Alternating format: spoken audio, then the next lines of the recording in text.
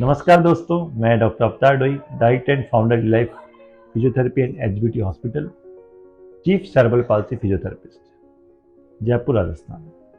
आज आपके बीच में कि सेरेब्रल पाल्सी बच्चों का इलाज को कैसे सही डायरेक्शन में अपन कराएं, सही इलाज कैसे चुन सकते हैं कि ये बच्चे को इलाज कराना चाहिए जिससे कि इसको ये फायदा हो। मैं आपको बताना चाहूँगा कि सेरेब्रल पाल्सी बच्चे को सबसे पहले अगर उसको दौरे आते हैं, फीट्स आते हैं, तो उसको आपके न्यूरो फिजिशियन को आपको दिखाना चाहिए।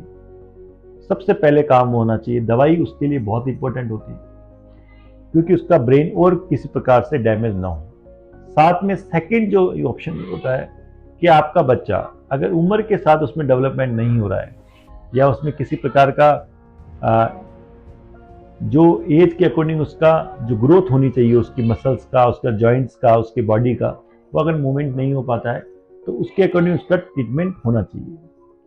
इसके लिए आप जो आज सेरेब्रल पाल्सी बच्चों के लिए जो प्राइमरी ट्रीटमेंट चल रहे हैं, add on treatment, latest treatment चल रहे हैं, जिसमें एचबीओटी, हाइपरबैरिक ऑक्सीजन थेरेपी, क्योंकि जो सेरेब्रल पाल्सी की बीमारी है ये एक हाइपोक्सिक इंजरी की वजह से होती है, मतलब ऑक्सीजन की कमी की वजह से होती है।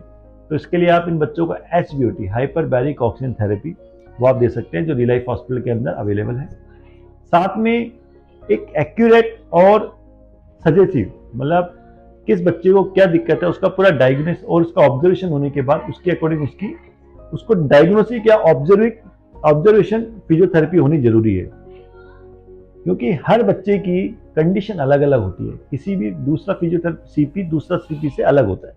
तो आपको ये बताना चाहूंगा कि इस बच्चों को आप जो भी इस तरह का है उनको पहले अपने कंसल्ट फिजियोथेरेपिस्ट से अपने बच्चे की सही डायग्नोस कराएं, उसका ऑब्जर्वेशन कराएं और उसके बाद उसका क्या ट्रीटमेंट प्लान है वो उस चीज़ को अवगत करें, समझें, उसके बाद अपना ट्रीटमेंट कराएं। क्योंकि इन बच्चों के लिए समय की बहुत पाबंदी रहती है, क्योंकि इन बच्चों को अगर समय बीतता चले जाता है तो इन बच्चों में बहुत दिक्कत बढ़ जाती है, जिससे कारण से बच्चों का जो आत्मनिर्भर और ठीक होने की जो स्थिति होती है वो धीरे धीरे कम होती चली जाती है। तो मैं आपसे दोबारा निवेदन करूंगा कि आप जो भी इस तरह के बच्चे हों वो अपने बच्चों को सही डायरेक्शन में इलाज कराएं, जिससे बच्चों को वो अच्छे आत्मनिर्भर बन सके। धन्यवाद।